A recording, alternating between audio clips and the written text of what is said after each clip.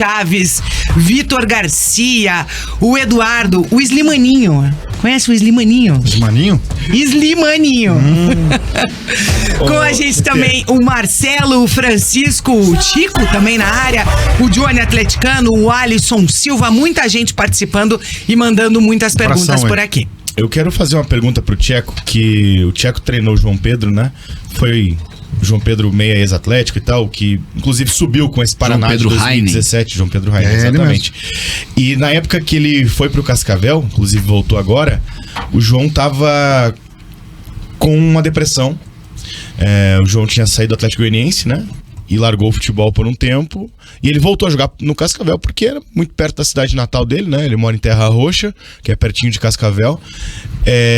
Como é que foi pro treinador lidar com essa situação para tentar também ajudar o atleta, né? E que você já tinha uma relação com ele, porque já tinha trabalhado com ele em 2017 e tal. Como é que foi isso de ter essa questão da depressão, de ter que lidar com isso, de tentar ajudar para tirar um menino que tinha tanto potencial desse problema tão difícil de... Um dos meus grandes desafios da minha vida como treinador, eu sempre trato em todos os elencos que eu passo, é que nunca vai ser só futebol. E eu e o Zé, que trabalhamos mais desde o início, e todo o preparador físico que está com a gente, ele tem que entrar nesse comprometimento que a gente tem, não só com jogadores, mas com o torcedor de uma forma geral, que nunca vai ser só futebol. O que eu tenho de histórias para contar para vocês sobre o torcedor e sobre atletas, e agora você citou o João, ela é muito importante. Por exemplo, eu chego numa palestra para falar com os jogadores sobre um determinado assunto e sempre falo, se entrar na cabeça de um, eu ganhei a palestra, o assunto que eu quero debater, né? Sim. E a gente sempre se organiza para um determinado momento falar sobre depressão, outro momento falar sobre a questão financeira, a gente traz alguém que entende disso, mas para orientar os atletas. Em outro momento a gente fala sobre a questão familiar, enfim. Então a gente nunca... E torcedor é a mesma coisa. Torcedor é a mesma coisa. Como é que a gente vai tratar torcedor e tudo mais, sabe? Principalmente em redes sociais, que hoje é o grande caos. Mas enfim, o João, quando ele veio para Cascavel, a gente sabia que ele estava com depressão. E o meu primeiro contato com ele foi o seguinte: João, quando você não estiver bem, você nos avisa, não precisa treinar, vai fazer seu tratamento ou vai ficar com a sua família, como você falou, a Terra Roxa ali perto ali. O importante é recuperar o teu psicológico, o teu mental, a tua depressão. E isso aconteceu de fato. Teve dias que ele não estava bem, ele não ia treinar, e todos os atletas sabiam. E uma das coisas que eu combinei com o João, e eu falo com muita alegria isso, falei: João, eu não vou te tratar diferente de ninguém dentro de campo. Se tiver que correr 10 quilômetros, vai correr. Se tiver que voltar para marcar, você vai marcar. E é assim que eu vou te cobrar. A partir do momento que acabar, a gente vai entender como é que você está se sentindo. E aí a gente vai debater sobre os assuntos. E as coisas foram acontecendo.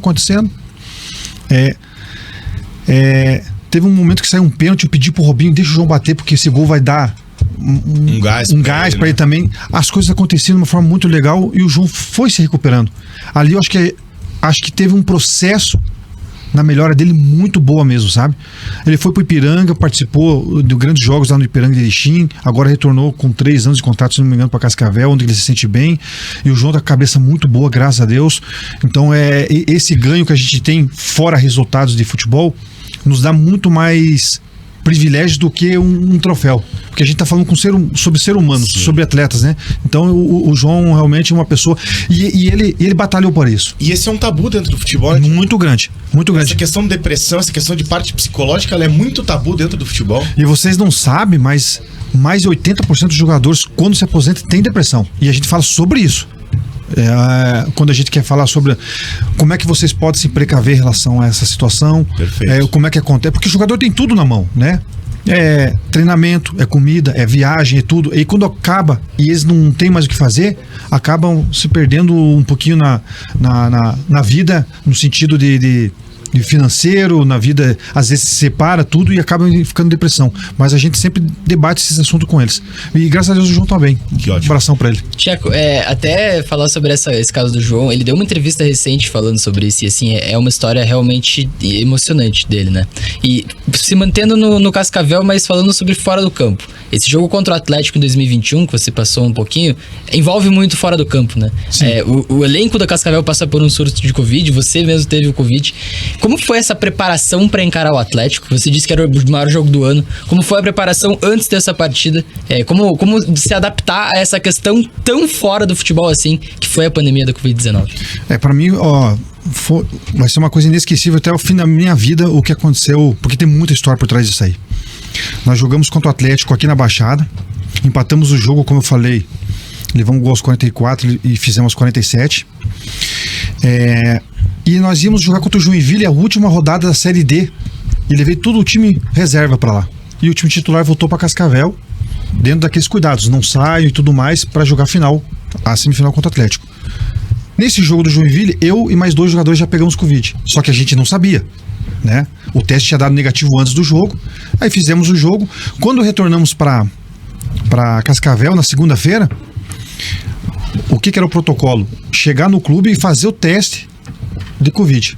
Aí eu tinha acabado de chegar de Curitiba de carro. Quando eu fiz e deu positivo, eu não acreditei, ia ficar fora do jogo. E eu não consegui falar com os atletas porque eu chorava muito. Falei, cara, eu vou ficar fora no momento mais decisivo do ano, né? E aí nisso, os atletas começaram a ter resultado positivo também. E eu já tive que sair do clube. E eu retornei pra Curitiba, não fiquei lá, né? Eu tive que retornar, eu fiz um bate e volta de Cascavel pra cá. E passa muita coisa na tua cabeça e tudo aquilo mais, né? Outra coisa emocionante que aconteceu, um torcedor que estava no hospital, ele mandou uma mensagem pra rádio local lá, sabe, TT? Que ele queria ouvir o gol de empate contra o Atlético aqui em Curitiba. E ele falou assim, eu vou ouvir o gol do título. Tenho certeza que eu vou ouvir o gol do título. E ele morreu antes. Olha. E vai se juntando um somatório de histórias. Eu só tô contando uma de várias, tá? Sim. Que vai tornando mais dramático, mais emocionante tudo aquilo que você tá passando naquele momento, sabe?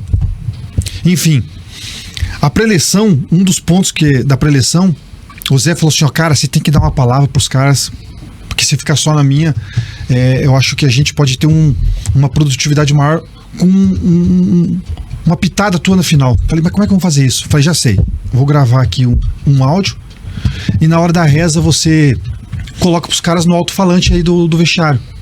E aí, cara, são palavras que você não formaliza, vem do coração, sabe?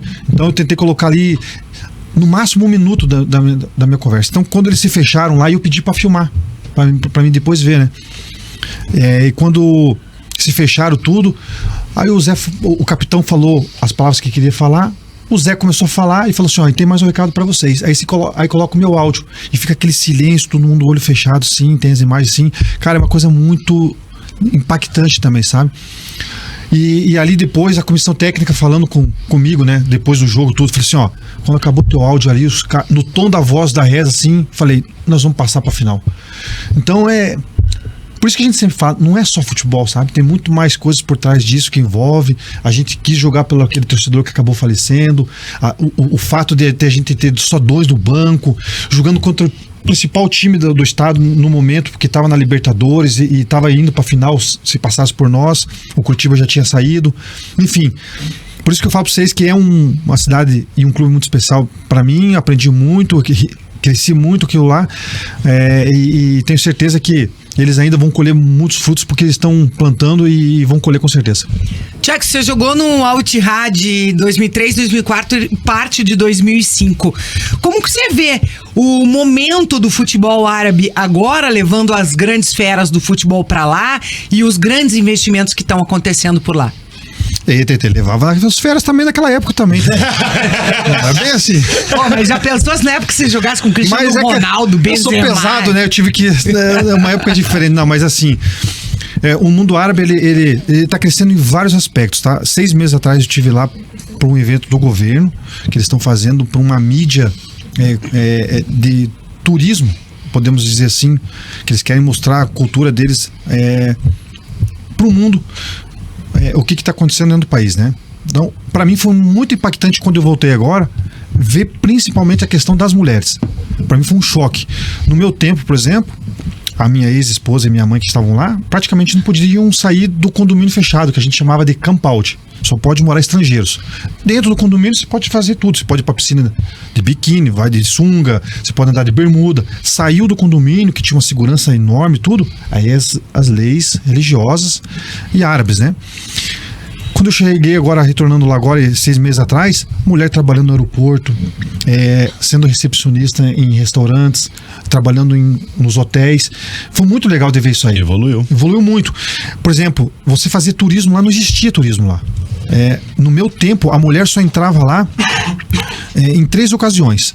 Ou se fosse esposa de um homem que fosse trabalhar, né? Uma relação machista muito grande. Ou se ela fosse trabalhar em faculdade, colégio ou hospital, nada mais.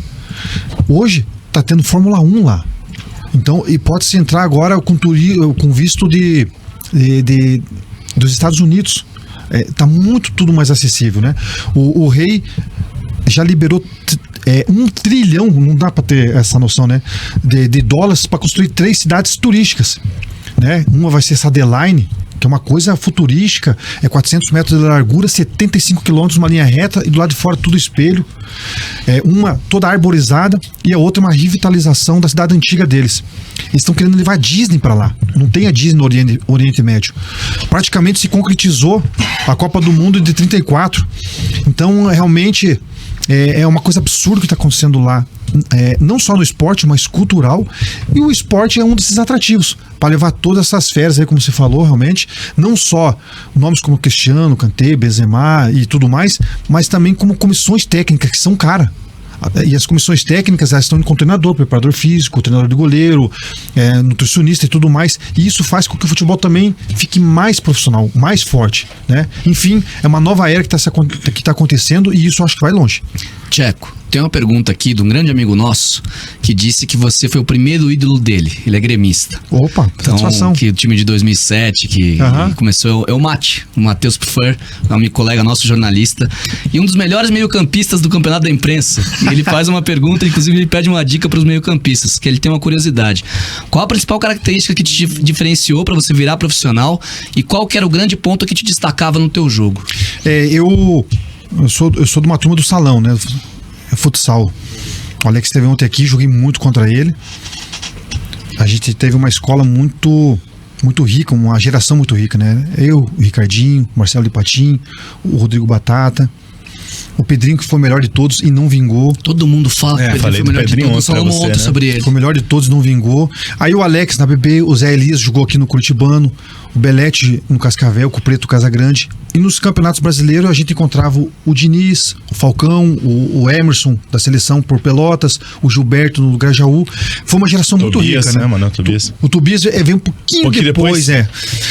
E aí, na sequência, vários outros atletas, antes também já tinham, né? Só tô falando da minha geração, mas depois o Felipe, o Pedrinho, aí, o Robinho, o Neymar recentemente, o Hendrick apareceu, a imagem dele. Ronaldinho, Ronaldo, enfim. Então, o futsal te dá muito cognitivo de jogo, muita leitura de jogo, né? Todo mundo, no Grêmio, eu jogava como 10, mas eu não era 10. E o que o Mano, depois o Celso Rotti e o Paulo Tuori gostavam das minhas de ter um jogador como eu na equipe? Porque eu tinha uma recomposição e uma leitura defensiva muito boa pro planejamento tático. E ao mesmo tempo eu tinha uma característica boa técnica para armar a equipe, né? E aí eu comecei a associar isso com faltas e escanteios. Então isso era muito perceptível para os olhos dos treinadores, e eu acho que isso me fazia diferente em relação a vários atletas da minha posição. E respondendo a sua segunda pergunta, tem uma coisa que eu falo para vários atletas que eu dou trabalho quando eu estou na equipe hoje. O desenho que eu faço é o seguinte: vamos supor que você seja nota 9 no futebol. Eu sempre dou a ilusão do videogame. É mentira, mas tudo bem. Eu sempre dou a ilusão do PlayStation, do Xbox pra eles, né? Você gosta de jogar videogame. Então vamos supor que você é nota 9 no futebol, tá? A ATT é nota 8 no futebol. Só que se você se dedicar pra chegar no teu limite, ela vai atingir o 8.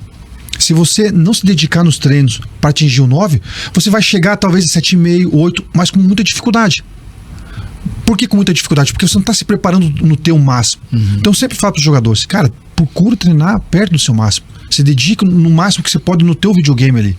No nível técnico eu sou 7,5. Treina o máximo para você evoluir também. Eu levei assim na minha carreira. Eu sempre falo que teve vários jogadores melhores do que eu que não conseguiu atingir o mesmo patamar de times ou de títulos que eu conquistei porque não treinavam sério ou não se cuidavam.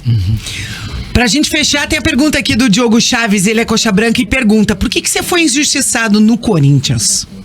Não, muito pelo contrário, assim, eu não fui injustiçado, sim, sabe?